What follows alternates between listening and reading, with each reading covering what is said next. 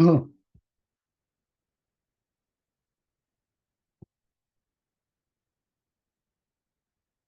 음. 우리가 지난 시간에는 어떤 유전자학의 어떤 줄기세포에 대해서 살폈고요. 그리고 인공 출산에 대해서 조금 살피다가 제가 인공 출산에 대해서 좀 더 자세하게 설명하지 않고 끝냈던 것으로 기억합니다. 그래서 지난주 후반부의 내용을 약간 요약하고 그리고 오늘 우리가 공부할 내용을 살펴보도록 하겠습니다. 어, 오늘 특별히 우리가 다룰 내용은 불임에 대해서 또 이 불임하고 뗄래야 뗄 수 없는 관계가 불임의 문제를 해결하는 인공 출산이에요. 왜 인공 출산이라는 게 이렇게 발전되게 되었느냐? 어, 많은 사람들이 이 불임의 고통에서 신음하고 있어요. 많은 부부들이 불임으로 정말 고통을 겪고 고민 속에서 살아가는 일들이 많이 비일비재하게 많은데 그러다 보니까 어떻게 하면 이 불임의 문제를 해결해 줄 것인가 해서 개발되기 시작한 것이 인공 출산입니다. 근데 이 인공 출산은 고도로 이렇게 발전된 의료 기술을 통해서 이런 인공 출산이 시행되게 되고 시술되게 되는데 이렇게 의료 기술을 통해서 불임을 치료한다. 이거는 어떤 전제에서 되는 거냐? 불임이 질병이다. 그래서 이 불임이 질병이기 때문에 이것을 치료하는 수단으로서 인공 출산을 하면 된다라고 보는 거예요. 근데 우리가 지난 시간에 좀 얘기했습니다만 불임, 불임이 과연 질병인가? 불임이 과연 질병인가? 우리가 보통 질병 하면은 뭘 질병이라고 하냐 하면은 어떤 고통을 가져오는 거. 질병은 고통을 수반하죠. 어떤 고통이냐 하면 어떨 때는 정신적인 고통, 그리고 또 어떨 때는 신체적인 고통을 수반을 해요. 그게 질병이야. 그리고 또 질병은 뭐냐? 정신 혹은 신체가 뭔가 잘못되어 있는 상태를 질병이라고 볼 수 있어요. 그런데 과연 불임이라는 것이 어떤 신체의 비정상적인 왜곡된 상태라고 볼 수 있는가? 정신적으로 뭔가 왜곡된 상태라고 볼 수 있는가? 좀 그게 애매해요. 예. 왜 그게 애매하냐? 이 불임 치료술, 불임을 질병이라고 생각하고 불임을 치료하는 불임 치료술은 사실 이 불임 치료술, 불임 시술은 누구에게 주로 시행되냐 하면은 질병 상태에 있지 않은 이런 건강한 대상에게 시술되는 일이 빈번합니다. 우리가 치료하면은 뭔가 질병 상태에 있는 사람에게 행하는 것이 이것이 어떤 치료인데 불임 치료는 질병 상태에 있지도 않은데 그런 사람에게 시술을 하게 되는 경우들이 있어요. 예를 들어서 어떤 부부가 애를 못 낳아. 애를 못 낳으니까 문제가 있다고 생각할 수 있죠. 질병 상태다라고 생각할 수 있어요. 그런데 이렇게 애를 못 낳는 부부에게 애를 낳기 위해서 시술을 누구에게 하냐? 대리모. 이 대리모는 전혀 신체도 건강하고 문제가 없는 사람이야. 그런데 애를 낳기 위해서 어떤 문제가 있는 부부가 아닌 대리모에게 어떤 시술을 한다. 이거는 질병이 있는 사람에게 뭔가 시술을 시행하는 것이 아니라 건강한 사람에게 시술을 하는 거거든요. 그러니까 뭔가 질병을 치료한다 보기에는 좀 애매하다라는 생각이 들어요. 또 어떤 부부가 있는데 남편이 무정자증 혹은 정자결핍증 같은 문제가 있을 수 있어요. 이건 남자에게 뭔가 질환이 있는 거죠. 그러면 이 질환이 있는 남자를 치료해야 되는데 이런 사람들에게 어떤 인공수정을 할 때 가만 보면은 누구에게 시술을 하냐 하면은 무정자증, 정자결핍증을 앓고 있는 남자에게 어떤 시술을 하는 것이 아니라 아내되는 여성에게 뭔가 시술이 이루어지는 경우들이 참 많아요. 예. 그러니까 남자에게 문제가 있는데 시술은 정작 누구에게 하냐? 건강한 아내에게 시술을 한단 말이에요.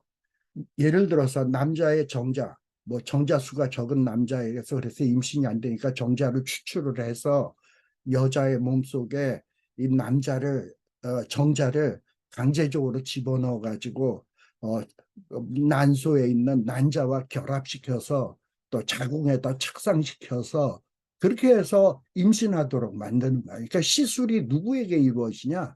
여자에게 이루어진다 이 말입니다. 또 어떤 이 불임 치료, 인공수정의 어떤 경우에 또 이루어지냐?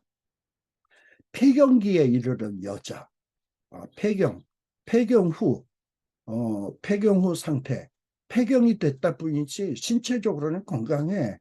정신적으로는 내가 애를 못 낳는구나 이런 상실감이 있을지 모르겠지만 뭔가 폐경 후에 애를 못 낳는다라는 건 이건 진리 아니겠어요? 근데 그거에 대해서 상실감을 느낀다? 그걸 질병이라고 볼 수는 없죠. 그러니까 이 폐경 후의 상태에 있는 여자라 할지라도 그런 사람이 내가 애를 갖고 싶다. 그리고 남편은 없지만 애를 갖고 싶다. 근데 혼자서는 애를 못 낳으니까 인공 수정을 통해서 어, 인공 수정을 통해서 내가 애를 가져야 되겠다. 뭐 이렇게 해가지고 건강함에도 불구하고 단지 폐경 이후이지만 건강함에도 불구하고 어떤 이 시술을 받는단 말이죠. 건강한 몸의 상태인데. 그러니까 이런 거를 질병의 치료라고 보기가 어렵다라는 겁니다. 또는 동성애 커플은 애를 못 낳지요. 근데 이 동성애 커플들이 우리 둘만 살다 보니까 재미가 없네. 애가 하나 있었으면 좋겠다. 해가지고 애를 낳기 위해서 인공수정을 통해서 애를 가지려고 하는 거야. 근데 이 동성애자지만 정신적으로 문제가 많은 사람들이죠. 그러나 신체적으로는 건강해. 뭔가 이렇게 정신적으로 여자가 여자를, 남자가 남자를 좋아하는 삐딱한 정신 상태이긴 하지만 뭐 질병이라고 볼 수는 없어요. 근데 자기네들이 외롭다는 재미없다는 그 이유만으로 애를 갖겠다고 해서 인공수정을 한다. 그리고 인공수정을 통해서 애를 가지려고 한다. 이거 건강한 몸에 어떤 치료를 하는 거예요. 그러니 이것도 질병을 치료하는 치료라고 보기는 어렵다라는 겁니다. 사실 불임, 애를 못 갖는다고 해서 신체적으로 어떤 고통을 갖는 것은 아니에요.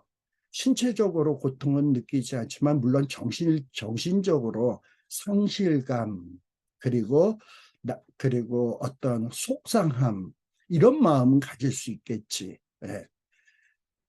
그런데 이 불임 그 자체가 신체적인 고통을 가져오는 것은 아닙니다. 오히려 신체적인 고통은 언제 생기냐?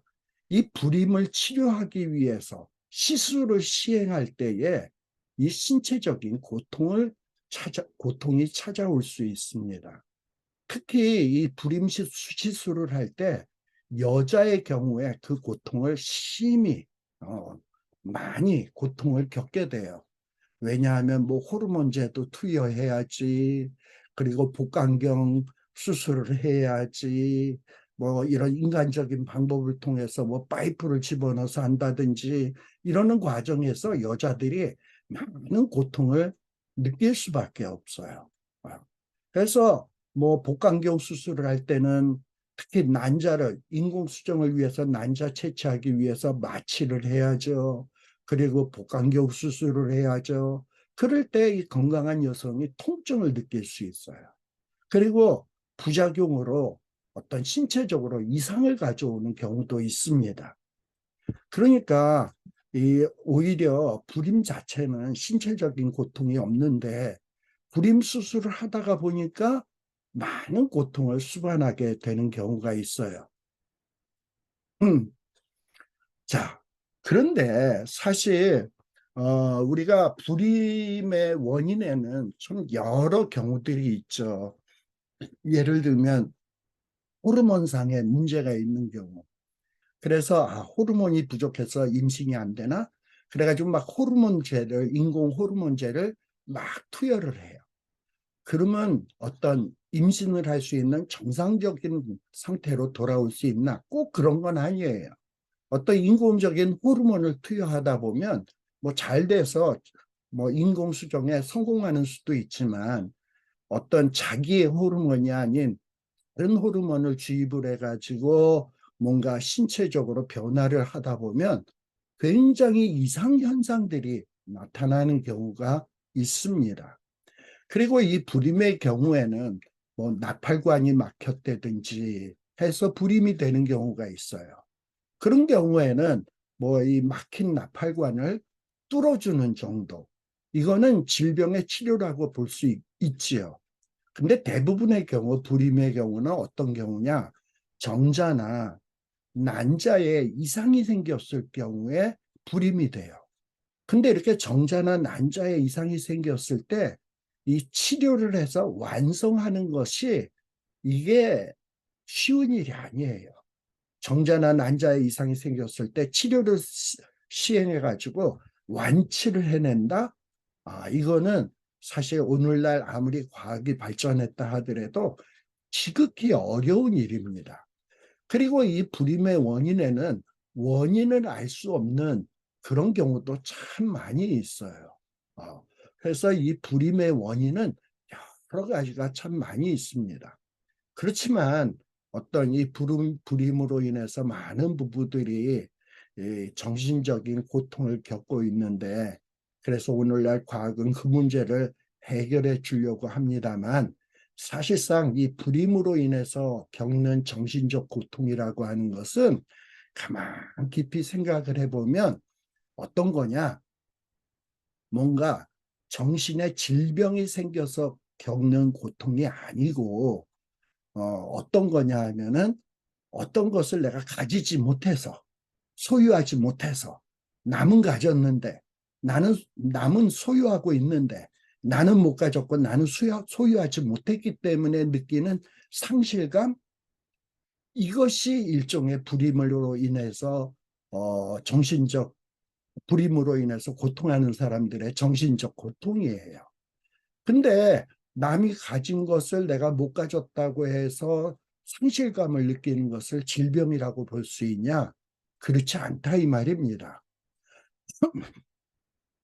어, 이런 어떤 남은 애를 갖는데 나는 못 갖는다 해서 나는 왜 애가 없지 하는 이런 상실감을 질병이다 라고 얘기하는 것은 곤란해요. 뭐 예를 들어서 심장병 걸린 사람, 결핵이 걸린 사람을 질병에 걸렸다라고 할 수 있겠죠. 그런데 과연 불임, 온몸이 건강해. 근데 단지 애를 못 가질 뿐이야. 근데 그걸 가지고 질병이다? 라고 얘기하기는 어렵다라는 거예요. 그래서 이 불임을 치료하는 것이 과연 질병의 치료이냐?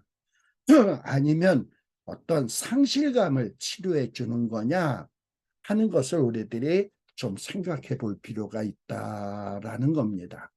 사실 이 불임을 치료한다는 것은 제가 조금 전에도 얘기했습니다만 인간의 불임 상태를 완전하게 교정할 수 있는 것이 아니에요. 불임 치료를 통해서 인간의 불임 상태를 완전한 상태로 교정할 수도 없어요. 왜냐? 이 불임의 원인이 너무나도 다양하기 때문에. 예. 그래서 또 뭐 불임, 애를 갖고 싶은 욕구, 이건 사람이라면 갖는 정상적인 욕구예요. 근데 이 정상적인 욕구를 치료의 대상으로 삼는다? 그것도 좀 문제가 있는 얘기예요. 특별히 이 불임 치료하는 과정에서 여성에게 고통을 주게 되고 또 여성의 신체를 가혹하게 다루므로 어떻게 보면 여자의 인권을 착취하는 이런 나쁜 결과를 갖고 올 수 있다라는 거예요. 그래서 결론적으로 얘기한다면 이 불임 치료 이거는 우리들이 신중하게 생각해서 시행해야 될 일이다라는 것을 우선적으로 말씀을 드립니다. 자, 그러면 이게 과연 지금 제가 이렇게 결론적으로 왜 불임 치료를 신중하게 행해야 되냐 하는 것을 좀 더 자세하게 좀 설명을 해볼게요. 자, 보통 임신이 되지 않는 경우, 불임의 경우에 제일 먼저 시도하는 시술법이 뭐냐? 약제를 사용하는 겁니다. 어떤 약제를 사용하냐? 배란을 여자의 몸에 이 난자를 여러 개를 만들어내는 이 배란을 촉진하는 약제를 사용하는 거예요. 네. 해서 또는 이제 수정된 이런 정자를 더 빨리 성숙할 수 있도록 약물을 투여하는 거예요. 근데 이렇게 약물을 투여하다 보면 어떤 정자와 난자가 만나가지고 인공적으로 약제를 사용해가지고 수정란을 만들고 배아를 만들다 보면 이 배아가 오랫동안 살지 못하고 사망할 확률이 굉장히 높습니다. 그리고 이렇게 약제를 사용해서 배아를 만들어내는 경우 이 배아가 기형아를 만들어내는 경우가 참 많이 있습니다. 참 그래서 이 약제를 사용하는 것은 임신하기 위해서 약제를 사용하는 것은 굉장한 위험 부담이 따르는 거예요. 특별히 배아가 죽을 수도 있고 배아가 기형아가 될 수 있다라는 아주 무서운 위험이 따른다라는 것을 우리가 생각할 필요가 있습니다. 그러면 그 다음에 또 이렇게 임신이 안 되는 경우 우리가 또 하나 시도하는 방법이 뭐냐? 체내 수정 기술이 있어요. 체내 수정 기술. 그건 뭐냐? 임신이 잘 안 되니까 남자의 정자를 자궁 속 난자가 있는 곳에 집어넣는 거예요. 그렇게 해서 수정을 유도하는 거예요. 그런데 남자의 체내 속에 있는 정자를 뽑아가지고 여자의 체내, 난자가 있는 곳에 집어넣어서 수정이 이루어지도록 하는 거기 때문에 이건 체내에서, 여자의 몸 안에서 수정을 이루는 그런 기술이에요. 네. 근데 이렇게 체내 수정 기술을 통해서 임신할 확률도 높으냐? 그런 것 아니에요. 한 60에서 80%. 그러니까 한 40에서 20%는 실패할 확률이 있다라는 겁니다. 그리고 그러나 이 체내 수정은 다른 방법보다는 좀 그래도 윤리적으로 문제가 덜 되는 그런 방식입니다. 왜냐하면은 이 체내 수정을 통해서 임신을 하게 되면 어떤 두 가지의 결정적인 윤리적 문제들을 피할 수가 있어요. 뭐냐? 이 체내 수정하는 이 기술을 이용하게 되면 배아가 파괴되는 일이 별로 없어. 체내에서 수정되기 때문에. 그리고 또 남편의 정자와 여자의 난자를 여자의 몸 안에서 수정이 이루어지도록 하기 때문에 그 수정이 이루어져서 애를 낳기 때문에 그 애의 아빠는 정자를 제공한 사람이 남편이 아빠고 또 난자를 제공하는 여자가 엄마가 되기 때문에 아이가 태어났을 때 내 아빠가 누구지?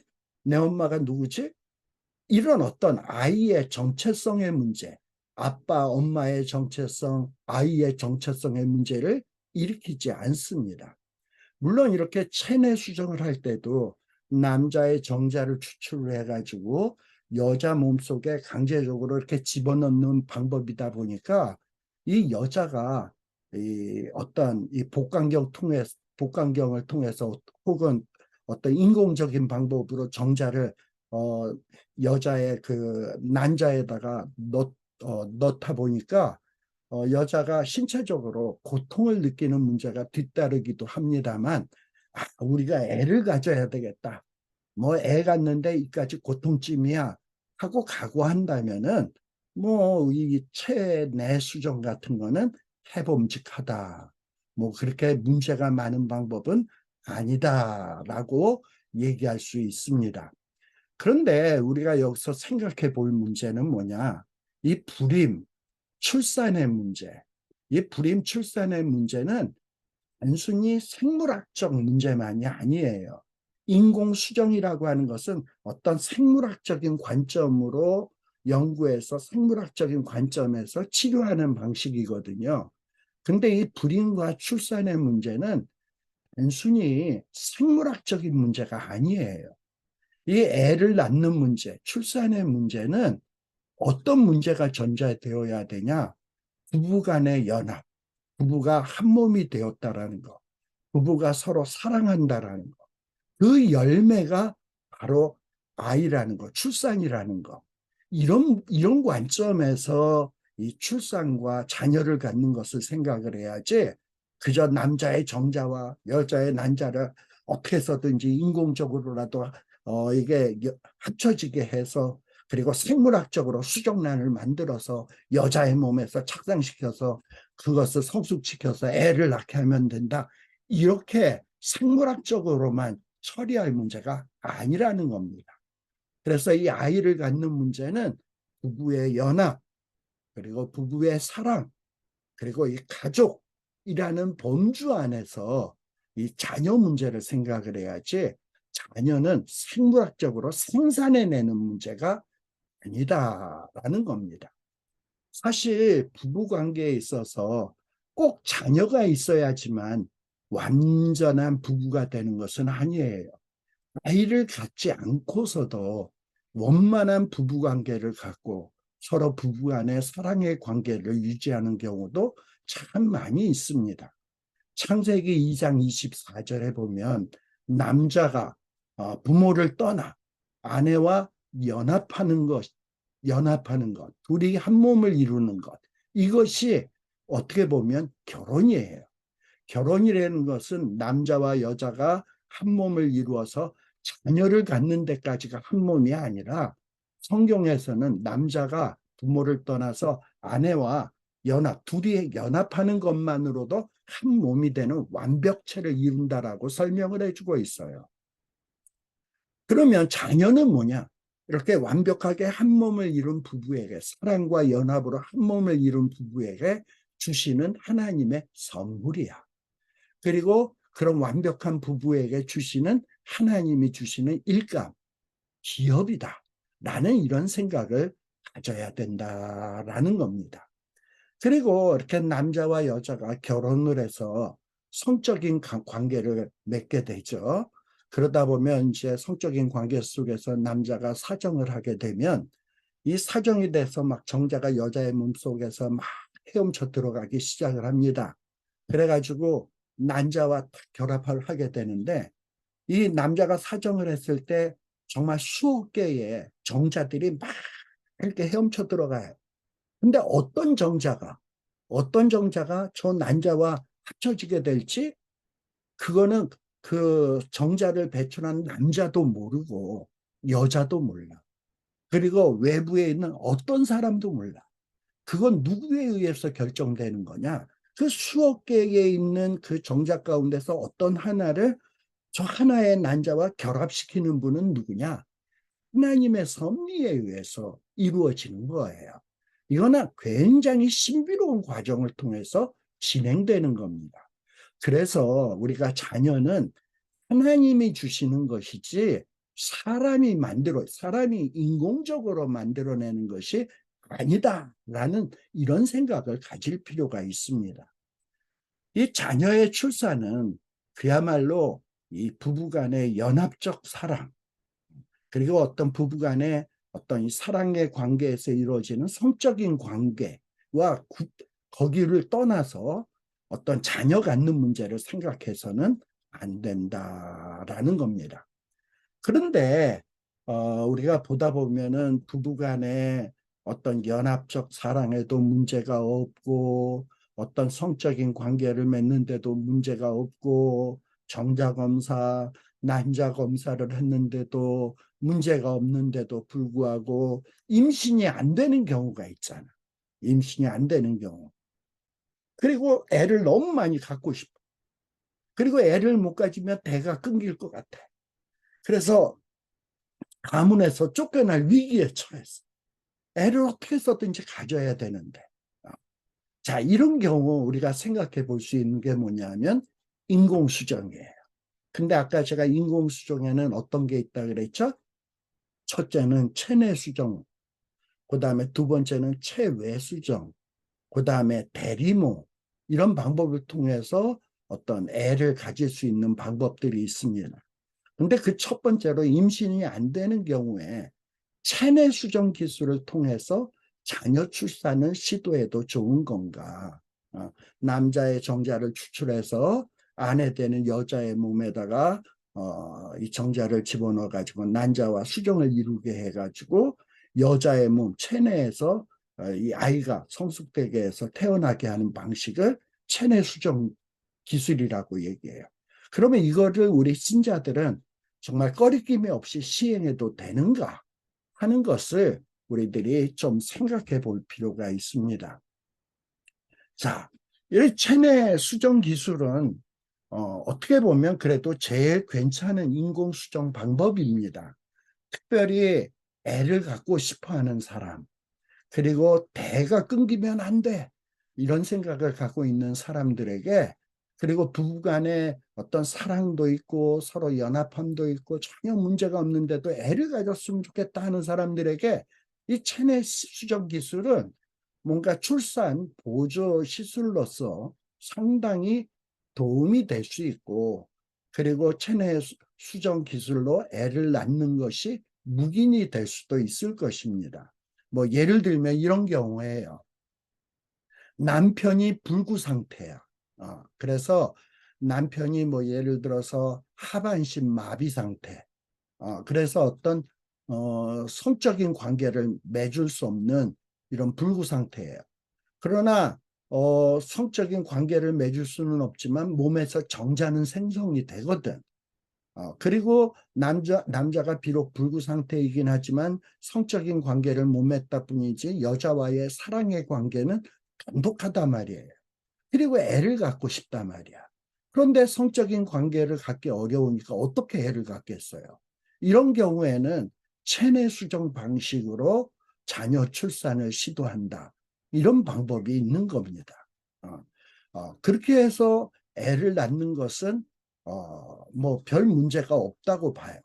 그런데 예를 들어서 부부간에 건강한 부부임에도 불구하고 서로 사랑도 없고 서로 연합도 되지 못하고, 그리고 두 부부 사이에 성적인 관계도 맺지 않았는데, 뭐 예를 들어서 여자가 저 남편은 싸가지가 없어, 저 남편은 없는 일만 못해, 내가 그러면 이 외로운 이 세상을 어떻게 살아갈 거야, 아새끼라도 하나 있어야 되겠다 해가지고 남자의 정자를 몰래 빼내가지고 그걸 가지고 가서 자기 몸에다가 체내 수정을 해가지고 애를 낳는다. 그렇게 해서 애를 갖게 된다. 이것이 합당할까요? 남편과 아내가 사랑도 없는데 애를 갖겠다라는 그런 욕심 때문에, 또는 가문의 대를 끊기지 않기 위해서, 부부간의 사랑도 없는데 가문의 대가 끊어져서는 안 돼. 그래서 의무적으로 애를 갖기 위해서 체내 수정을 통해서 애를 갖는다. 글쎄요, 이렇게 했을 때 과연 그 가정이 건강한 가정이 될 수 있을까 하는 이런 부분도 우리들이 생각해 볼 필요가 있습니다. 그래서 부부의 연합, 사랑, 부부간의 사랑으로 이루어진 성적인 관계, 이거와 유리해서 어떤 애를 갖는 것, 이것은 어떻게 보면 굉장히 비윤리적이다.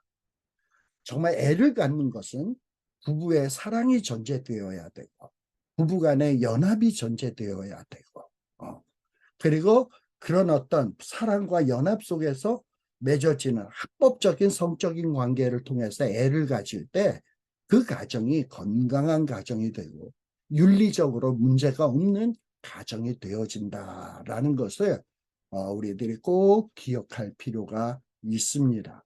그나마 이 체내 수정 방식은 어떤 다른 인공 수정 방식보다는 그래도 문제가 덜한 방식이에요. 근데 이제 문제가 있는 방식이 뭐냐? 체외 수정이야. 체외 수정. 예를 들어서 어떤 난관이 제 기능을 발휘 못해. 그리고 난관이 막혔어. 그리고 호르몬 장애 등이 있어서 체내 수정이 불가능한 경우가 있어요.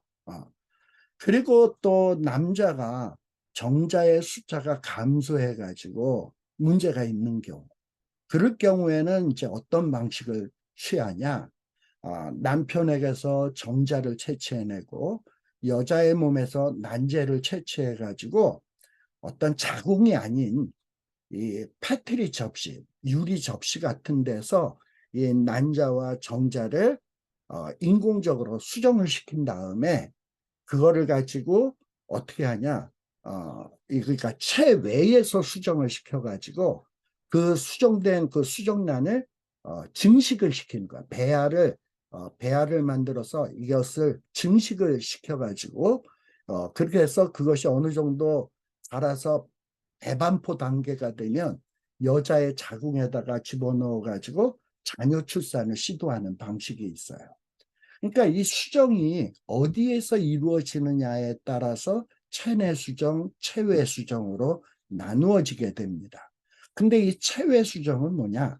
정자와 난자를 인간의 몸이 아닌 인간의 몸 바깥에서 체외에서 수정을 시켜가지고 그리고 그 배아를 성숙시켜서 다시금 여자의 몸속에 삽입을 해서 애를 낳는 방식입니다.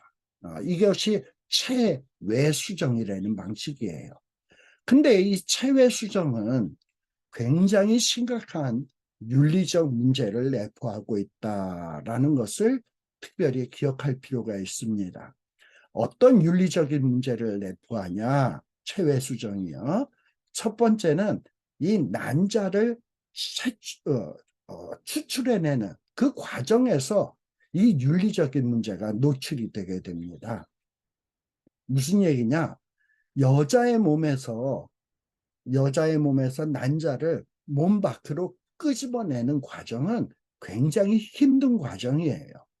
그래가지고 여자의 몸에서 난자를 추출해내기 위해서는 지난 시간에도 얘기했습니다만 이 여자의 몸에 과배란의 상태를 만들어줘야 돼. 난자 하나만 보통 여자가 한 달에 난자 하나 정도를 생성하라 하는데 하나만 하면 실패할 확률이 높잖아. 그러니까 여러 개의 난자가 만들어지게 해서 그 여러 개의 난자를 채취해내는 거예요. 그러기 위해서는 뭐냐? 호르몬제를 투입을 해야 돼, 여자의 몸에다. 그래서 과다한 호르몬제를 복용시키거나 투여하게 해가지고 어떤 호르몬이 정상적인 상태가 아니라 막 이 교란을 일으키게 되는 거죠. 그리고 그렇게 해서 과배란이 되게 되면 난자 채취를 하기 위해서 전신을 마취시켜야 돼. 그리고 복강경 수술을 통해 가지고 이 난자를 추출해내야 되는데 이때에 여자가 신체적으로 또는 정신적으로 많은 고통을 겪을 수가 있습니다. 그러다 보니까 이런 난자 추출 과정은 이 여자의 인권을 유린하는 여자에게 고통을 부여하는 비윤리적인 행동이 될 수 있다라는 겁니다. 그리고 자, 이렇게 체외 수정을 위해선 정자와 난자를 추출해내고 이것을 인위적으로 수정을 시켜야 되는데 이런 과정을 시행하다 보면 자칫 잘못하면 정자를 추출하는 과정에서 난자를 추출하는 과정에서 혹은 수정란을 만들어서 증식시키는 과정에서 이 배아 그 정자와 남자가 합쳐진 그 배아에게 어떤 손상을 입힐 수가 있어. 정자를 손상시켜서 혹은 난자를 손상시켜서 이 배아가 정상적이지 못할 경우도 있고 정자와 난자가 건강한데 수정이 되었는데 그 수정란을 배양하는 과정에서 또 그 배아를 손상시키는 경우가 많이 종종 발생되게 됩니다. 그렇다면은 그 배아는 생명체인데 생명체에 손상을 입히는 윤리적인 문제가 발생하게 되는 거예요. 그리고 또 이 정자와 난자를 수정시키기 위해서 정자와 난자를 추출해내는 거 아닙니까? 근데 그때 특별히 정자를 추출해낼 때 정자 안에는 남자의 정자는 남자의 정자에 의해서 딸인지 아들인지가 결정이 되잖아. 정자에는 두 가지 종류가 있습니다. XX로 된 여성을 만들어낼 수 있는 정자가 있고, 또 하나는 X와 Y라는 염색체로 이루어진 남자아이를 만들어내는 정자가 있어요. 그러면 어떤 난자는 XX로 되어 있다 그랬죠. XX로 되어 있는 난자와 결합시킬 정자가 XX, XY가 있는데 XY 정자를 수정시킬 것인가, XX 여자를 만들어내는 정자를 난자와 수정시킬 것인가, 이거는 인간이 선택할 수가 있다 이 말이에요.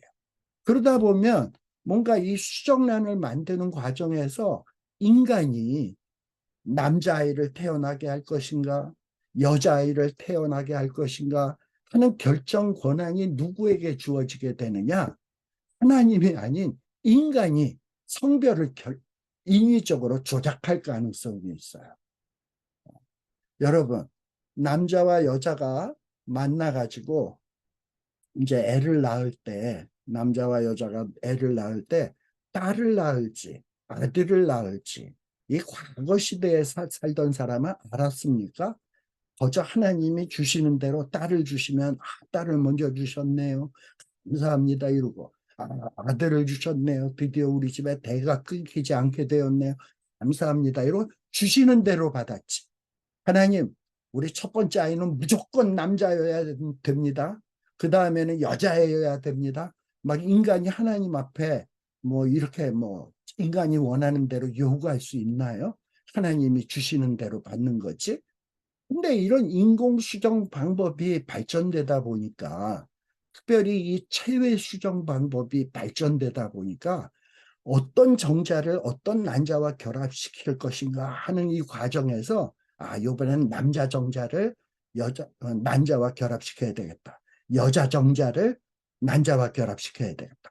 인간이 남녀를 선택할 수 있는 이런 능력으로까지 발전됐어요. 그래가지고 아들을 낳을 것인가 딸을 낳을 것인가를 마음대로 설득할 수 있는 이런 과정이 생기게 되었다 이 말입니다.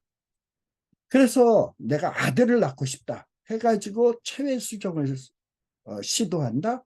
근데 앞서도 얘기했습니다만 체외 수정을 하다 보면 이 배아를 손상시킬 수도 있고, 정자를 손상시킬 수도 있고, 난자를 손상시킬 수도 있고, 기형아를 출생할 수도 있고, 그래서 내 욕심 때문에 아들을 가져야 되겠다라는 욕심 때문에 어떤 건강한 배아를 손상시킨다든지, 건강한 배아의 생명을 빼앗는다든지 한다면, 내 욕심 채우기 위해서 생명을 빼앗는다면, 그 어린 생명을 빼앗는다면 이거는 살인하지 말라라는 그 계명을 어기는 결과를 갖게 되는 것이다 라는 겁니다. 그래서 정말 남자아이 여자아이를 내 마음대로 막 선택해서 낳는다, 그래서 내가 체외 수정을 택한다, 이거는 심각한 윤리적인 문제가 있는 것이다 라는 겁니다. 특별히 요즘은 어떤 기술도 있냐 하면, 이 남자의 정자가 보통 Y 염색체를 남자를 만들어내는 염색체라 그러죠. X 염색체를 여자를 만들어내는 염색체라고 했어요. 자, 그런데 이 Y 염색체를 가진 정자, 그러니까 남자를 만들어내는 이 정자가 X 염색체를 가진 정자보다 더 헤엄을 빨리 친대. 엄마 몸속에 사정이 되고 난 다음에 그 정자가 막 난자까지 헤엄쳐갈 때 주로 어떤 염색체가 더 헤엄을 잘 치냐? Y 염색체가 X 염색체보다 특별히 헤엄을 빨리 친대. 특별히 그 여자의 몸속에 있는 이 체액의 상태에 따라서 어떤 경우에는 이 Y 염색체가 월등하게 수영을 잘한대. 그래가지고 어떻게 하면 남자를 낳을 수 있겠구나라는 걸 사람들이 연구한 결과, 어떤 연구가 있냐면, 이 정자를 이 남자가 사정을 하면 여러 개의 정자가 있겠죠. X 염색체를 가진 정자, Y 염색체를 가진 정자, 그냥 50% 이 안에 정자들이 이렇게 있겠죠. 근데 특별히 알부민 용해액을 집어넣어 가지고 여자의 몸속에 집어넣어 가지고 이 정자가 거기를 헤엄치게 할 때 특별히 Y 염색체가 난자와 결합할 수 있는 확률이 높아지게 된다는 거예요. 그러니까 여자의 몸속에 있는 이 체액을 알부민 용해액을 넣어 가지고 알부민의 농도를 높게 하면 아들을 낳을 확률이 높다라는 거예요. 또는 어떨 경우에는 전기적인 자극에 의해서 뭐 Y 염색체가 수정을 이루어지도록 만드는 이런 전기 자극을 통해서 이 시험관 속에서 정자를 난자에다 수정을 할 때 인위적으로 조작한다라는 거예요. 그렇게 해서 선호하는 남자아이를 출산하도록 만드는 이런 조작, 과연 이런 것이 정말 윤리적이냐 할 때 우리 기독교인들은 심각하게 이것을 바라봐야 된다라는 겁니다. 생명이 이 땅 위에 태어나는 것도 하나님의 섭리에 달린 일이고 남자아이가 태어나느냐 여자아이가 태어나느냐 하는 것을 결정하는 것도 하나님의 주권에 달린 문제이지 인간이 결정할 문제가 아니다라는 이런 생각을 우리는 꼭 가질 필요가 있다라는 겁니다. 또 우리가 이제 어떤 거를 생각해 볼 필요가 있냐면 이 체외 수정은 아까 그 접시, 유리 접시에다 놓고 인공적으로 수정을 이루는 거라 그랬어요. 근데 이게 문제가 있는 것이 어떤 문제가 있느냐. 사실 부부간에 어떤 이 성적인 관계를 맺다 보면 이 정자가 사정된 다음에 정자가 헤엄쳐서 난자에 도다르게 되죠. 근데 이 정자가 수억 마리의 이 정자가 난자에 도달하기 위해서 막 꼬물꼬물 헤엄쳐 들어가게 될 때 여자의 몸에서 분비되는 이 산성을 가진 그 액체에 의해서 수많은 정자들이 헤엄쳐 가다가 죽게 된대. 그리고서는 제일 건강하고 힘이 센 정자가 결국에는 난자에 도착해가지고 수정을 이루게 된다라는 거예요. 근데 왜 하나님이 이런 식으로 만들었냐? 여자의 몸속에 어떤 이렇게 산성이 되게 해서 수많은 정자들이 헤엄쳐가는 가운데서 죽게 되고 어떤 건강한 정자가 난자와 결합되게 만드셨냐?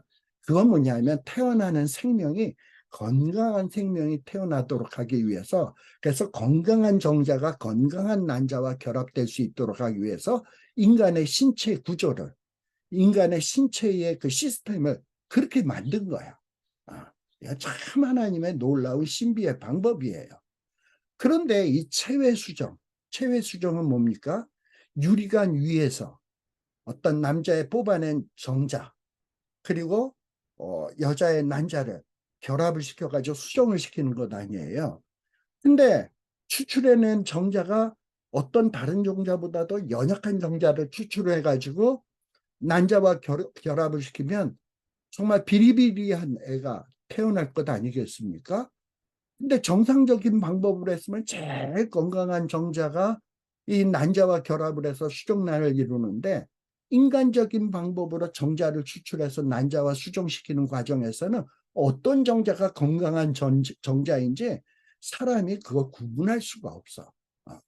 그래가지고 뭔가 하나님의 방식대로 하면 건강한 애가 태어날 수 있는 것을 인간이 인위적으로 수정을 시키다 보면 뭔가 문제가 있는 수정란을 만들어낼 개연성이 참 높아요. 그래서 굉장히 위험한 방법이다라는 겁니다. 그리고 또 이 시험관에서 수정한다라는 거, 수정을 해서 수정란을 만드는 것이 100%늘 성공하느냐? 그렇지 않아요. 실패율이 80%에 달한대요. 그러니까 난자와 정자를 수정시켜서 건강한 수정란을 만들어내는 것이 100번을 하면 20번밖에 안 되는 거야. 80번은 실패한다는 거야. 그러면 실패한 수정란인데 수정란이 이루어졌어. 그럼 이 실패된 수정란은 어떻게 해야 돼? 폐기하고 버려야지. 근데 이미 생명이 형성됐는데 비리비리하고 건강치 못하다고 해서 버린다? 그러면 본의 아니게 살인하는 결과를 가져오게 된다. 배아를 죽이는 결과를 가져오게 된다.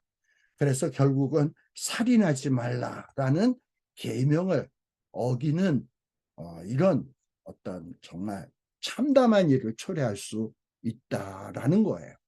그래서 아무리 현대의 과학기술이 발전했다고 할지라도 어떤 현재의 기술 수준으로 볼 때 인공수정, 특별히 이 체외에서 정자와 난자를 수정시키는 이 기술을 시행할 때에 이 배아를 잉여 배아를 죽게 만드는 일들이 반드시 이루어지게 돼 있어요.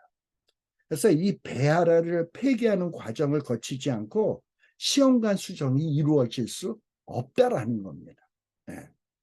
그리고 또 예를 들어서 체외 수정을 할 때는 실패할 때를 대비해 가지고 아까 여자의 몸에서 과배란을 시킨다 그랬죠. 정상적으로는 난자가 하나밖에 추출해낼 수 없는데 과배란을 시켜서 난자를 한 세네 개를 만들어서 뽑아냈다고 칩시다.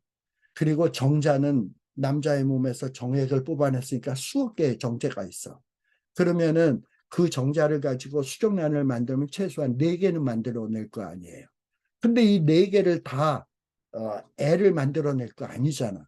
그러면 하나만 하고 나머지 두세 개 남는 것은 어떡합니까? 냉동을 시켜. 그래서 만일에 하나를 시도를 했는데 실패했어. 그럼 냉동시켰던 것을 꺼내가지고 해동을 시켜가지고 그것을 이제 또 성숙시키는 이런 과정을 거치게 되는데 냉동시켰던 배아를 해동시키는 과정에서 이 해동할 때 그 배아가 죽는 일이 30, 40% 정도, 해동의 성공률이 30, 40%밖에 안 돼. 그러니까 50%가 안 되는 거야. 그러니까 얼렸던 그 배아를 녹이게 되면 그것이 살아있는 생명체가 될 확률이 50%가 채 안 된다는 거예요. 그러니까 대부분이 죽는다는 거지, 50% 이상. 그러면 이 죽는다는 게 뭐예요? 생명을 죽이는 거잖아. 그러니까 이 체외 수정을 통해서 어떤 수정란을 만들어서 인공적으로 임신을 만들 때는 반드시 이 배아를 죽이는 결과를 초래할 수밖에 없어요. 그렇기 때문에 이 원치 않는 살인을 범할 수밖에 없기 때문에 이런 이 체외 수정은 중단되어야 된다라는 것이 우리 기독교의 입장이다라고 여러분들이 생각을 해야 합니다. 자, 그리고 이제 뭐 예를 들어서 이제 여자의 몸에서 난자 4개를 뽑아가지고 4개를 다 수정을 시켰는데 하나만 지금 사용하고 나머지 이제 수정란은 냉동을 시켰어요. 근데 하나를 이제 이 애를 낳기 위해서 하다가 뭔가 실패가 됐어. 그러면 4개 가운데서 하나를 수정시켜서 성공이 됐어. 그러면 이제 이 세 개는 냉동을 시켜놨는데 그럼 나머지 냉동시켜 놓은 배아는 뭘 어쩔 거예요? 계속해서 냉동 상태로 내버려도 그렇잖아요. 냉동 상태로 내버려 둔다. 참 그것도 문제예요. 근데 대부분의 이렇게 냉동된 상태로 있는 이 배아는 보통 어떻게 사용이 되냐? 이런 유전공학자들의 손에 들어가 가지고 배아 복제, 배아 실험 대상으로서 실험 도구로서, 실험 재료로서 탈바꿈이 된다. 근데 이렇게 실험을 하다 보면 그 배아는 죽어요. 뭐 배아에서 줄기세포만 뽑아내도 그 배아는 죽어요.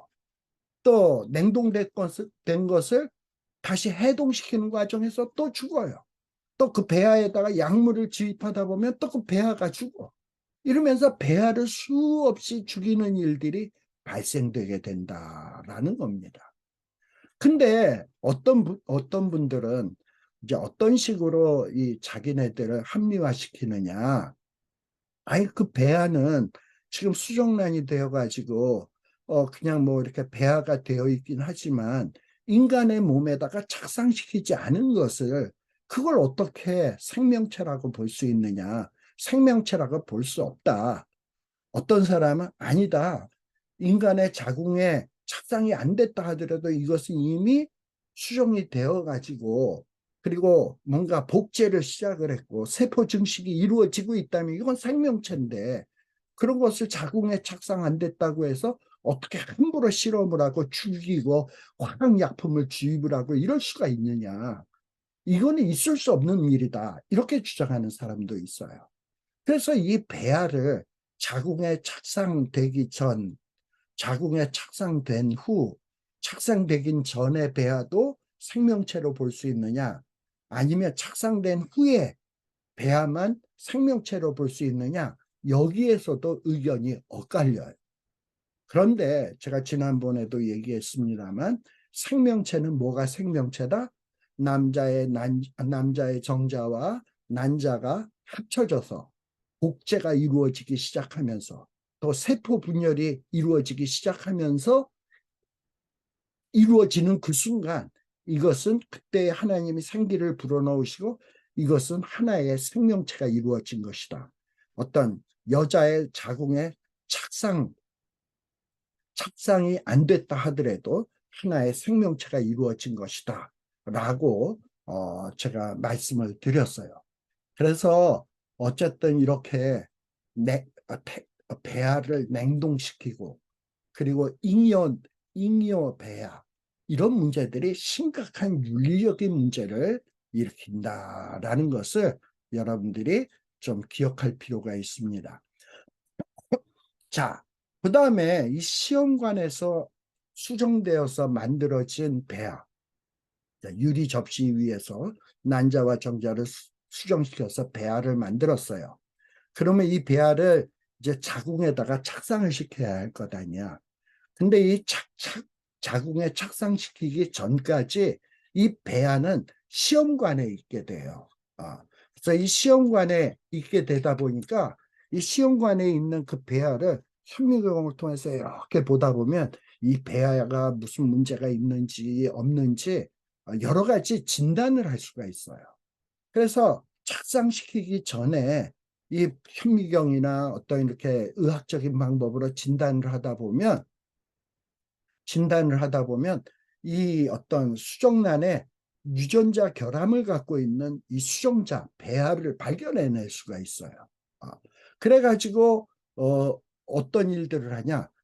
이 배아는 자궁에다 착상시켰을 경우에 반드시 얘는 기형아가 태어날 확률이 있어. 그러니까 이런 아이는 태어나지 못하도록 해야 돼. 그래가지고 착상 전에 문제가 있는 배아를 발견해가지고 폐기시키는 일. 그래가지고 뭔가 기형아를 출생할 확률을 없애는 이런 일들이 있었습니다. 근데 이런 모든 시도가 이러한 시도는 뭐가 전제된 거냐? 자궁에 착상되기 전 배아는 생명체가 아니다. 자궁에 착상된 이후에야 진정한 의미에서 생명이다 라고 생각하는 관점을 반영하는 거예요. 근데 이거는 참으로 어려운 문제다라는 것을 우리들이 생각해 봐야 될 문제다라는 겁니다. 그리고 또 이렇게 시험관에서 배아를 이제 만들어냈어요. 그래서 이 배아를 진단하는 과정에서 뭐 빛에 노출되기도 하고 그리고 어떤 인간이 만들어낸 다른 접시로 옮겨지기도 하고 그리고 또 이런 비위생적인 공기에 노출될 수도 있고 뭐 이런 과정에서 이 배아에게 이상 현상이 발생될 확률이 대단히 높아요. 원래 배아 자체는 남자의 건강한 정자와 건강한 난자가 합쳐져서 건강한 수정란이 만들어졌는데 빛에 노출되고 화학약품에 노출이 되어 가지고 이게 기형이 되는 경우 이런 경우도 상당히 많다 이 말입니다. 그래서 사실 이 체외 수정이라고 하는 것은 굉장히 문제가 많은 방법이다라는 겁니다. 물론 이 체외 수정을 통해서 뭐 여러 가지 과학적으로 칭찬을 받을 만한 일도 있긴 있어요. 예를 들어서 인간의 몸에 배아를 착상시키기 전에 유전자적으로 조사를 하다 보면 이 배아가 건강하게 자라서 건강한 아이가 될지 안 될지를 판단할 수가 있거든요. 그래서 산전 진단이라 그래요. 산전 진단. 그래서 이 산전 진단 방식을 통해서 2,000가지의 이상의 질병을 진단하는 것이 가능하게 되어졌다는 거예요. 그래서 시험관에서 정자와 난자를 수정시켜 가지고 배아를 만들어서 산전 진단을 하다 보면 2,000가지의 질병에 걸렸는지 안 걸렸는지를 찾아낼 수 있다는 거예요. 그래서 미리 질병이 있는 배아를 폐기시키는 이런 방법을 통해서 기형아가 태어날 이런 위험을 줄이는 이런 식의 발전까지 이 의학이 이루어졌습니다. 그런데 주로 이것이 이제 어떤 경우에 많이 시행되었냐? 흔히 우리 그 아이들 가운데서 몽골리즘이라는 거 아시나요? 그 몽골리즘. 산전 진단을 통해서 이 수정란을 잘 검사를 해가지고 뭐냐? 아, 이 아이가 태어나면 몽골리안 병에 흔히 다운 증후군이라고 얘기하죠. 다운 증후군에 걸릴 아이다. 라는 것을 애가 태어나기 전에 알아낼 수가 있어. 산전 진단을 통해서. 그래가지고 많은 애를 뱃속에 가진 산모들이 뭐 예를 들어서 이 애가 태어나면 다운 증후군이 될 거예요 하면은 여자들이 그 애를 낳고 싶어 합니까? 낳고 싶지 않지. 그래가지고 뭐 낙태를 시킨다든지 혹은 그 배아를 폐기시킨다든지 이런 인공적인 방법을 통해서 다운 증후군을 가진 아이가 태어나는 것을 막아버리는 거야. 원천적으로 막아버린다. 자, 이거는 어떤 문제를 일으킬 수 있냐? 여러분들 이 지금 태어난 아이 가운데 다운 증후군을 정말 고통에 시달리는 아이들이 얼마나 많이 있습니까? 또 그런 아이를 갖고 있는 부모들도 참 여러 많이 있죠. 자, 근데 어떤 아이가 다운 증후군이라고 해서 그 아이가 인간이 아닙니까? 생명체가 아닙니까? 그 아이의 생명은 존귀한 생명이 아니고 비천한 생명입니까? 그렇게 이야기할 수 없다 이 말이에요. 그런데 오늘날 이 공리주의적인 철학에 의해서 저 다운 증후군 걸린 아이는 우리 사회에 짐만 될 뿐이야. 저런 애는 폐기해야 돼. 없애야 돼. 태어나지 말도록 해야 돼. 그래서 인간적인 방법으로 제한하고 폐기시키고 없애버린다? 이것을 윤리적이라고 할 수 있나요? 우리 하나님은 정말 비천한 자, 보잘것없는 자를 찾아오신 분이고요. 세상에서 천대받고 멸시받는 자를 사랑하시는 주님이라는 것을 우리들은 기억할 필요가 있다. 그래서 진정한 성경 윤리적이라고 하는 것은 뭐냐? 오히려 세상에서 비난하고 멸시하고 천대하는 그런 생명들을 귀히 여기는 마음을 갖는 것이 이 크리스찬의 윤리의식이 되는 거예요. 과연 우리에게 그러한 윤리의식이 있는가? 라는 것을 생각해 볼 필요가 있다라는 겁니다. 한 가지 이런 일이 있었습니다. 어떤 여자가 쌍둥이를 임신을 했어요. 그래서 쌍둥이를 임신해서 쌍둥이를 뱃속에 이렇게 갖고 있게 되었는데 이 쌍둥이 중에 한 명이 이 산전 진단을 하다 보니까 푸를러병이라고 하는 희귀한 병에 걸려 있는 거야. 근데 이 쌍둥이 중에 한 애는 푸를러병을 앓고 있고 한 애는 건강해. 그러니까 이 엄마 입장에서 이 쌍둥이 두 아이를 다 낳고 싶겠습니까? 이 병에 걸린 아이는 태어 안 낳고 싶고 건강한 아이만 낳고 싶겠습니까? 여러분 같으면 어떻게 할까요? 근데 이 여자의 경우 쌍둥이 아이가 두 아이가 있는데 하나는 후루룩병에 걸렸고 하나는 건강해. 그러다 보니까 어떤 일을 저질렀냐? 이 배에다가 바늘을 집어넣어 가지고 병에 걸린 아이의 가슴에다가 바늘로 콕콕콕콕 찔러 가지고 그 후루룩병에 걸린 아이를 죽여버렸어. 그래가지고 그 아이를 강제적으로 낙태를 시키냈어. 죽어버린 애는. 그리고 건강한 아이만 뱃속에 남기게 하고 건강한 아이를 좀 더 9주 동안 뱃속에 더 있게 했다가 건강한 아이 하나만 태어나게 한 거예요. 이게 실제 있었던 일입니다. 여러분 이 일을 어떻게 생각하십니까?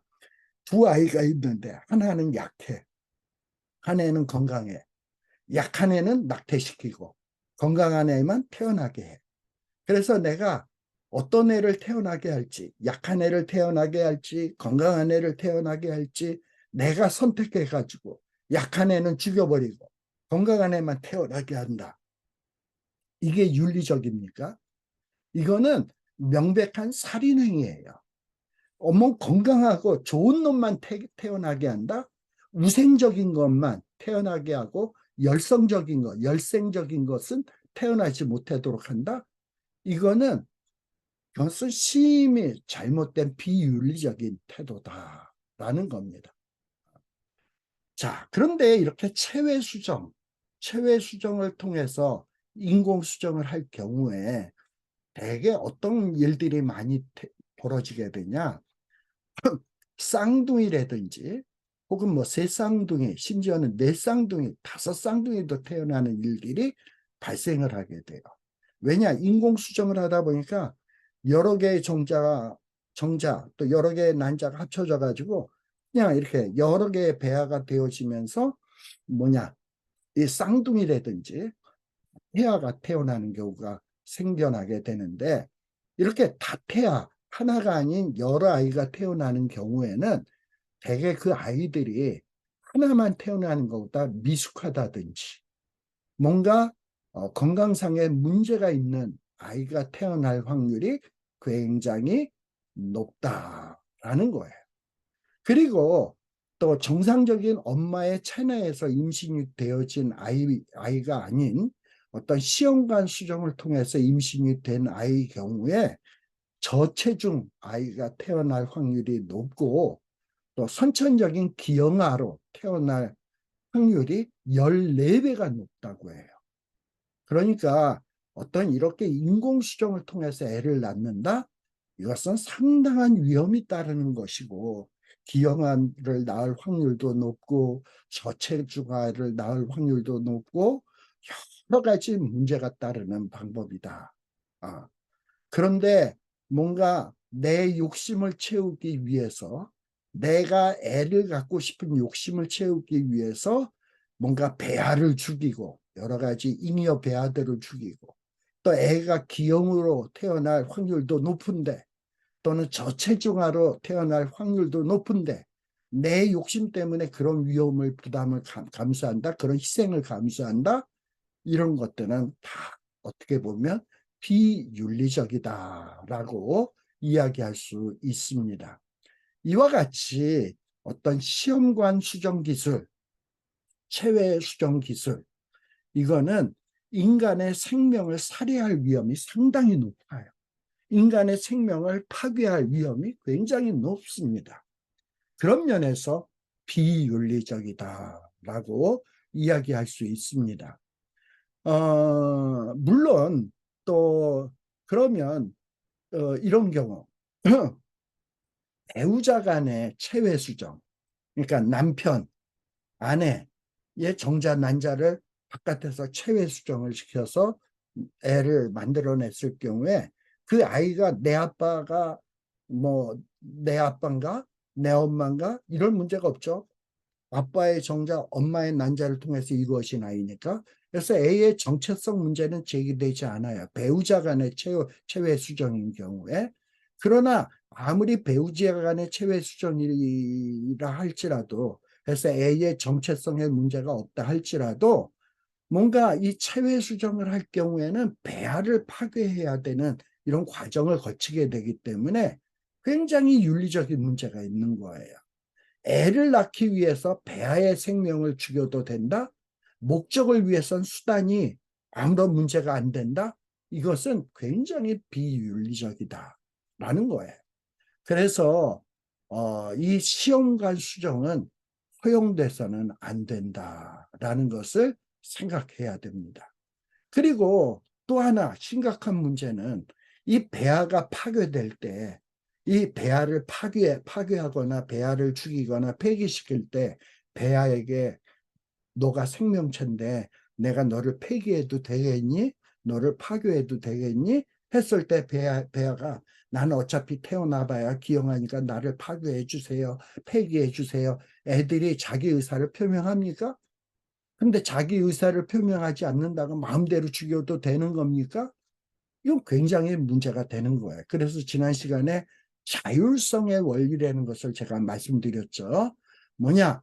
예를 들어서 뭐 어떤 사람에게 장기를 기증받을 때 당신은 당신의 장기를 뇌사 상태에 있을 때 남의 생명을 구하는데 당신의 장기를 기증하겠습니까? 반드시 동의를 받고 그 장기를 기증받는 것이지, 심지어는 가족의 동의를 받아서 장기를 기증받는 것이지, 내 생명 살겠다고 내가 간이 죽어가고 있는데 간 경화인데 내 간을 살리기 위해서 멀쩡하게 살아있는 사람에게 널 일로 와봐, 네 간이 필요해, 넌 그래서 죽어줘야 되겠어, 콱 죽이고 그 간을 뽑아내서 내 간에다 이식을 하면 이걸 윤리적이라고 할 수 있나요? 근데 배아가 말을 못한다고 내가 살기 위해서 배아의 몸에서 줄기세포를 뽑아내서 배아는 죽이고 그래서 그 줄기세포를 이용해서 내 생명 살린다? 이건 자율성의 원칙에 어긋난다라는 것을 제가 말씀드렸죠. 그래서 이런 문제들이 있다라는 것을 여러분들이 생각할 필요가 있습니다. 자, 특별히 뭔가 인간의 어떤 그 출산의 문제는 제가 앞에서도 얘기했습니다만 그것은 하나님의 섭리에 의한 거예요. 딸을 태어나게 하는가 아들을 태어나게 하는가도 하나님에 의해서 이루어질 일이지 인간이 조작해서 이루어질 일은 아니다라는 거예요. 그리고 어떤 시험관에서 수정란들을 만들어서 어떤 배아를 놓고 이건 건강한 배아, 이건 약한 배아 해서 건강한 놈만 태어나게 해야 돼. 그래서 어떤 배아를 가지고 선별을 한다. 남자 수정란, 여자 수정란 해서 남녀를 막 선별을 한다. 이것은 뭔가 인간이 할 일이 아니다라는 것을 기억할 필요가 있습니다. 그리고 이런 시험관 수정 기술은요, 보통 비용이 많이 드는 게 아니야. 엄청난 비용이 드는 거예요. 엄청난 비용이 들어요. 그래서 경제력이 없는 환자들은 이런 어떤 치료를 받을 수가 없어요. 그리고 또 엄청난 비용이 들다 보니까 어떤 정자를 제공하는 정자은행, 그리고 난자를 제공하는 난자은행, 이런 것들이 굉장히 고가의 어떤 판매 시장이 되는 거야. 그래가지고 인간의 출산이 뭔가 어떤 비즈니스 형태로 몰락될 수가 있어. 뭔가 인간의 출산이라고 하는 것은 하나님이 주시는 선물이요 은혜와 사랑 속에서 이루어져야 될 일이, 하나의 건강한 아이를 갖고 남자아이를 갖고 여자아이를 갖고 자기 욕심대로 아이를 갖고자 하는 그 욕심에 의해서 뭔가 애를 낳는 이런 방법이 뭔가 상품화되기 시작한다. 이것은 굉장히 비윤리적인 문제다라는 것을 우리들이 좀 심각하게 생각할 필요가 있습니다. 정말 오늘날 과학이 정신없이 발전하고 있어요. 그런데 어떤 성경 연구, 또 말씀의 기초에서 우리가 이 세상을 어떻게 살아갈 것인가 하는 원리를 발견하는 것이 이 과학의 발전에 비해서 너무나도 뒤떨어져 있어. 그러다 보니까 뭔가 이 고도화된 과학사회에 살고 있는 불신자들이 이 신자들을 바라다 볼 때 어떤 이야기들을 하냐. 에이, 사회에 덜 떨어진 것들. 뭔가 뭐 저 구시대의 꼴통들, 이러고선 비아냥거리는 일들이 참 많다 이 말입니다. 이렇게 고도화된 이 과학적인 시대에 우리는 성경 말씀으로 잘 무장해야 돼. 그리고 이 과학적 기술에 대해서도 잘 알고 있어야 돼. 그리고 현재 고삐 뿔린 망아지처럼 막 달려가는 이 과학 기술이 어떤 심각한 윤리적인 문제를 갖고 있는가도 아주 예리하게 비판할 수 있고, 그리고 그것을 분별할 수 있는 능력이 필요합니다. 우리는 그저 이 세대를 본받지 말고 변화를 받아 하나님이 기뻐하시고 온전하신 뜻이 무엇인지를 잘 분별해 가지고 이 사회에 끌려가는 게 아니라, 이 시대의 과학에 끌려가는 것이 아니라 하나님의 말씀을 가지고 이 과학을 끌고 가는 사람들이 되어야 된다 이 말입니다. 그러기 위해서는 이 성경의 말씀을 가지고 이 현대의 과학, 현대의 문화, 현대의 사회, 이런 것들을 잘 분별하고 분석하고, 그리고 우리 나름의 어떤 답을 가지고 든든하게 무장되어서 이 사회를 이끌고 가는 건강한 크리스찬이 되어지기를 간절히 기원합니다. 오늘은 이렇게 일종의 체내수정, 그리고 체내수정, 그리고 체외수정에 대해서 살폈습니다. 근데 이 오늘 했던 체내수정, 체외수정은 배우자 간의 체내수정이고 배우자 간의 체외수정이에요. 근데 다음 시간에는 뭘 얘기하려고 하냐면 배우자가 아닌 비배우자 간의 체외수정에 대해서 좀 살펴볼까 생각합니다. 그나마 배우자 간의 체내수정이든 체외수정은 배우자가 아니니까 태어나는 아이가 내 아빠가 누구지? 이런 혼란함을 겪지 않아도 돼. 예. 그리고 부모 입장에서도 그 아이를 바라볼 때 이 애는 내 애야, 확실히 내 애야, 날 닮았어, 나랑 유전자가 같아, 이런 어떤 가족 간의 혼란을 초래하지 않아요. 예. 그래서 좀 문제가 덜해요. 비배우자 간의 어떤 인공수정은요. 배우자 간의 인공수정은요. 그러나 비배우자 간의 인공수정은 더 많은 윤리적인 문제를 발생시키게 됩니다.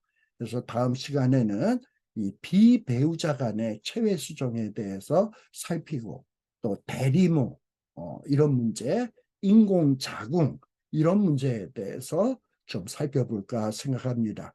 왜 이렇게 뭐 줄기세포, 인공수정, 뭐 대리모 이런 거를 많이 얘기하냐? 우리는 그동안 성경만 봤잖아. 그리고 이런 어떤 과학기술에 대해서 어떻게 발전돼 가고 이게 어떤 문제가 있는지 뭐 전문 의사나 약사 또는 이런 유전자 공학자들이 생각하는 것들을 전혀 기본 상식조차 없었잖아요. 근데 이번 기회에 한번 이런 것들을 쭉 살펴봄으로써 이게 이런 윤리적인 문제가 있구나. 이것이 이렇게 성경이랑 뭔가 마찰을 일으키는구나. 이런 문제에 대해서 우리는 이렇게 생각해야 되겠구나 하는 생각할 수 있는 계기가 되지 않겠나 하는 생각이 들어서 좀 지겹고 또 이렇게 좀 복잡하고 어렵다 할지라도 한 번쯤은 생각해 봐야 될 문제라는 생각이 들어서 좀 이렇게 따져보고 있습니다. 그래서 이해하시고 우리 다 같이 한번 잘 공부해 보도록 하십시다. 제가 기도하고 오늘은 좀 일찍 마치도록 하겠습니다. 기도하겠습니다. 하나님 아버지 감사합니다. 정말 과학이 정신없이 발전하고 있습니다.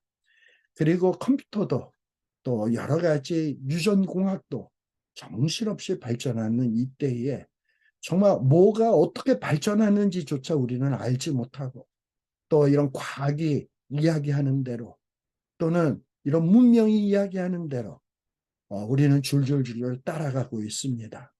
그리고 그들의 가르침을 따르지 못할 때는 무식한 자라고 비난받을까 두려워서 그들의 이 세상의 풍조에 동조하고 무비판적으로 동조하고 수용하고, 이러므로 인해서 많은 하나님의 자녀로서의 문제점들을 야기시키고 있는 것이 현실입니다. 하나님 아버지, 이러한 때에 저희들이 정신 번쩍 차리게 하여 주시옵소서.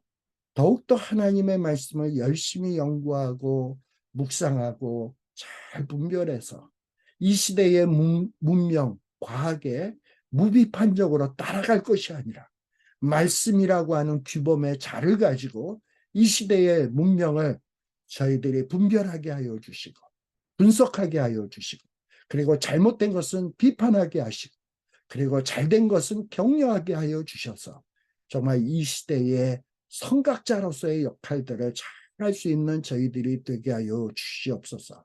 그리하여 이 어두운 세상을 비추는 등불이 되게 하여 주시옵소서. 예수님 이름으로 간절히 기원드리옵나이다. 아멘. 이상으로서 오늘 성경 공부를 마치도록 하겠습니다.